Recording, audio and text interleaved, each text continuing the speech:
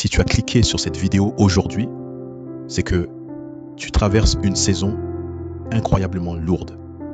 Une saison où tu te regardes dans le miroir et tu réalises que tu es seul, loin de ta famille, sans amis proches, célibataire, et cela dure depuis des années avec cette impression terrible que c'est Dieu lui-même qui t'impose cet isolement et qu'il a jeté la clé.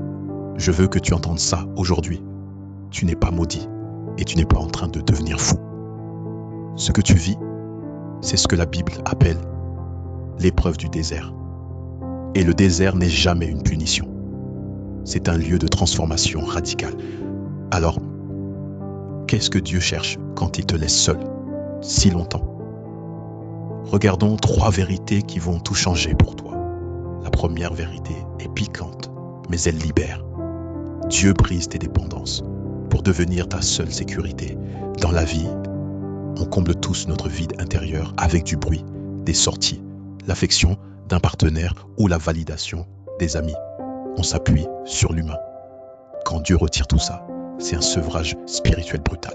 Dans le livre du Deutéronome, il est écrit qu'il a fait souffrir son peuple de la faim au désert pour lui apprendre que l'homme ne vit pas de pain seulement. En clair, il veut que ta paix et ton identité ne dépendent plus jamais de quelqu'un qui peut te décevoir ou partir, mais de lui seul. Il te construit une foi indestructible.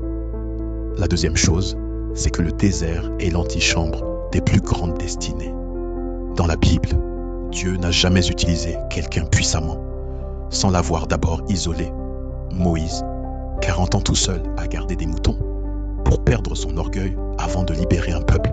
Joseph, des années oubliées au fond d'une prison, trahi par sa famille pour forger le caractère du futur premier ministre d'Égypte. L'apôtre Paul, 3 ans de solitude totale dans le désert après sa conversion. Ces années vides ne sont pas perdues. C'est un temps d'incubation. Plus la maison que Dieu veut bâtir avec toi est grande, plus les fondations qu'il doit creuser dans ton cœur, à l'abri des regards, doivent être profondes. Mais attention, au piège ultime de cette saison, l'amertume. Si tu restes bloqué en te disant « Dieu me punit, la vie est injuste », tu vas prolonger l'épreuve. Le désert est un lieu de passage, ce n'est jamais ta destination finale. Tu ne vas pas rester seul toute ta vie. Alors, change de perspective.